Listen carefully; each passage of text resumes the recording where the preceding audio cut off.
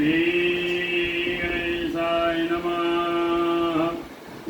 नारायणं नमस्कृत्यं नरं चैव नरोत्तमः देवी सरस्वती व्यासा ततो जयमुदीर्यते।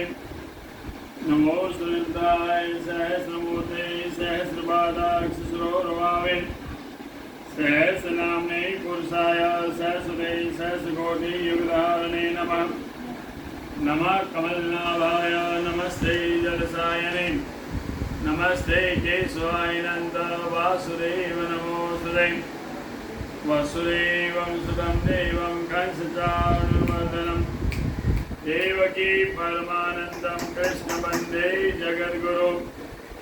गुरुर्ब्रह्मा गुरुर्विष्णु गुरुर्देवो महेश्वर गुरुर्साक्षात् परब्रह्मा तस्मै श्री गुरुवे नमः। अतः श्री पौष मास कृष्ण पक्ष एकादशी व्रतकथा प्रारभ्यते। श्री युधिष्ठिरोवाच। राजा युधिष्ठिर पूछने लगे कि हे कृष्ण, पौष मास्यां कृष्ण पक्षे के नाम एकादशी भवेत्। पौष मास के कृष्ण पक्ष में जो एकादशी है उसका नाम क्या है और उसकी विधि क्या है, उसमें किस देवता की पूजा होती है। हे स्वामी जनार्दन, ऐसा मैंने विस्तार पूर्वक कहिए। तब भगवान कृष्ण बोले कि हे राजन, तुम्हारे स्नेह के कारण मैं कहूँगा। मैं जितना संतुष्ट एकादशी के व्रत से होता हूँ उतना अधिक दक्षिणा वाले यज्ञ से भी संतुष्ट नहीं होता। इस कारण संपूर्ण यत्न से भगवान हरि का वास करें और एकादशी का व्रत करना उचित है। हे राजन, पौष कृष्ण एकादशी कृष्ण पक्ष में द्वादशी युक्त जो एकादशी होती है उसका मातम एकाग्र को स्वर्ण करो। 6 महीनों में जितने एकादशियाँ होती है उनमें कोई भेद नहीं करना चाहिए। फिर एकादशी की हो और भी कथा सुनो। अब मैं लोगों के हित के लिए निमित्त पौष के कृष्ण पक्ष की विधि कह रहा हूँ। पौष मास की कृष्ण पक्ष की एकादशी का नाम सफला एकादशी है। इसके अधिक नारायण है देवता, प्रयत्न पूर्वक उनकी पूजा करनी चाहिए। नारायण की पूर्वक विधि से मनुष्य को एकादशी का व्रत करना चाहिए। जैसे नागों में श्रेष्ठ शेष नाग है, पक्षियों में गरुड़, यज्ञों में अश्वमेघ, नदियों में गंगा, देवताओं में विष्णु, 2 पद वालों में जैसे ब्राह्मण श्रेष्ठ है उसी प्रकार व्रतों में एकादशी व्रत श्रेष्ठ है। हे भारतवर्ष में श्रेष्ठ युधिष्ठिर, जो सदा एकादशी का व्रत करते हैं वे सर्वदा मेरे प्रिय है। सफा नाम जो एकादशी उसकी पूजा विधि सुनो। देश और काल में उत्पन्न फलों से व्रत के दिन मेरा पूजन करें। उत्तम नारियल का फल, बिजोरा, जंबीर, अनार, सुपारी, लौंग, आम तथा अनेक प्रकार के फल धूप दीप से विधि पूर्वक पूजन करें भगवान की। सफला एकादशी के दिन रात्रि में जागरण करें, दीपदान करें। दीपदान सबसे अधिक उत्तम कहा गया है।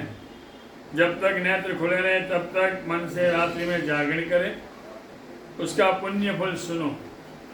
हे राजन, वैश्य के समान है तो यज्ञ न तीर्थ न इस लोक में कोई व्रत, क्योंकि 5000 वर्ष तपस्या करने जितना फल मिलता है उतना फल सफला के व्रत करने से मिलता है। तो हे राजन, अब सफला की कथा सुनो। महिष्मत राजा की चंपावती नाम नगरी में उस महिष्मत राजा के 4 पुत्र उत्पन्न हुए। उनमें ज्येष्ठ पुत्र महापापी था, दूसरी स्त्रियों से रमण करने वाला, सदा झूठ बोलने वाला, वैश्यों के साथ रहने वाला, मदिरापान करने वाला और अपने पिता के धन को नष्ट करने वाला, हमेशा कुसंगति में लगा रहता था।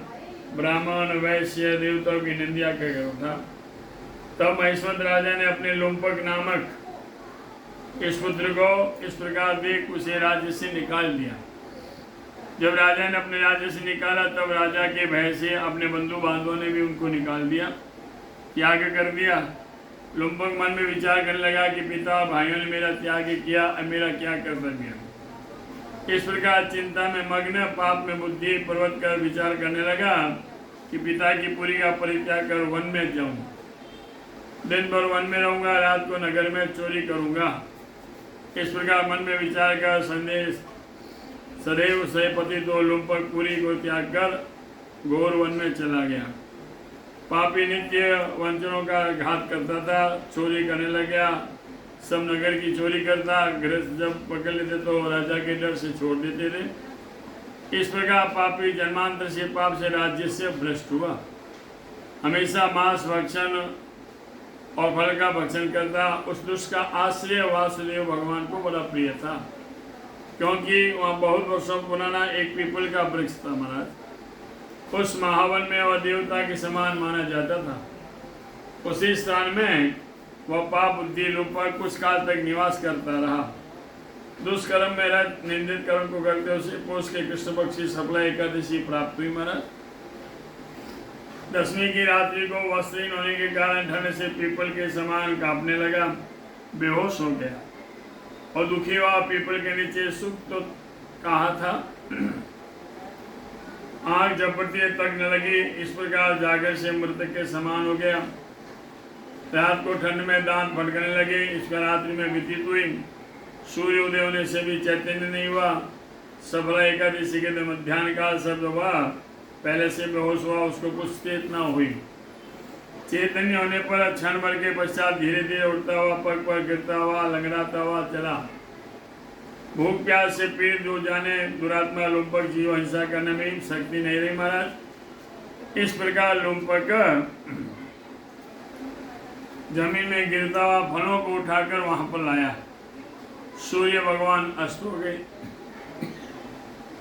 उस समय फलों को वृक्ष के मूल में रखकर दुखी हो गया। इस प्रकार विलाप करने लगा कि पिता न जाने क्या होगा।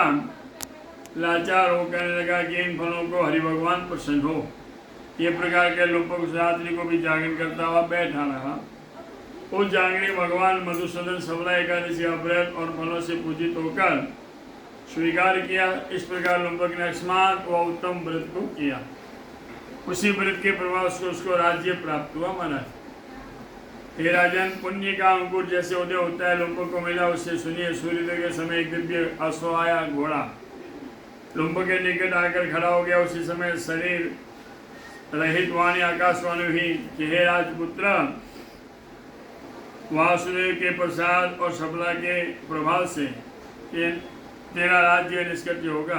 तू पिता के समीप चला जा और निष्कृत राज्य को भोग। ऐसे एक अवसर सुनकर तथास्तु यह दिव्य रूपधारी भगवान हो गया। अपनी भलीभांति विष्णु भगवान के चरणों में लगे, भक्ति करने लगा। दिव्य आभूषण सुभूषित हो पिता को नमस्कार कर रहने लगा। तो उस वैष्णव को उसके पिता ने निष्कृत राज्य दिया। उसने बहुत काल तक राज्य किया। हरिवासर अतः एकादशी के दिन विष्णु की भक्ति में लीन रहने लगा। कृष्ण भगवान के प्रसाद से उनको मनोवांछित सुंदर पुत्र और स्त्री मिली। उसके पश्चात वृद्धावस्था प्राप्त होने पर अपने पुत्र को राज्य बैठाकर स्वयं विष्णु भक्ति में लयन पलायन होकर स्त्री सहित वन में चला गया। मैं अपनी आत्मा को वंश में करके विष्णु लोक को प्राप्त हुआ और वहाँ कृष्ण के समीप गया। वहाँ जाने से चिंता नहीं रहती। इस प्रकार सफला एकादशी का व्रत जो करेंगे वो ये लोक में यश, परलोक में निसंदेह मोक्ष को प्राप्त करेंगे। सफला एकादशी का व्रत करने वाले मनुष्य संसार में धन्य इसी जन्म में मोक्ष को प्राप्त करते हैं, इसमें कोई संदेह नहीं है। तो हे राजन, जो मनुष्य सफला का महात्म्य भी सुन लेता है वह भी अश्वमेध यज्ञ का फल प्राप्त करके स्वर्गलोक में निवास करता है।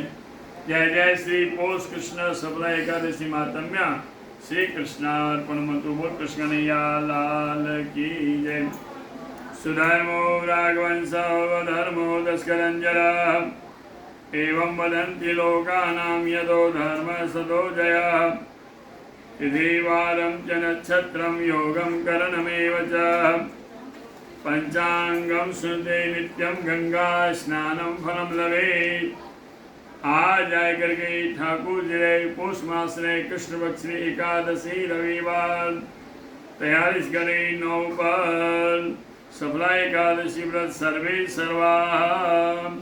काल 12 सोमवार 13 मंगलवार प्रदोष व्रत और मास शिवरात्रि 14 बुधवार, अमावस्या है गुरुवार, चंद्र दर्शन शुक्रवार। मंगलम भगवान विष्णु मंगलम गरुड़ध्वज मंगलम पुंडरीकाक्ष मंगलाय स्तनोहरि।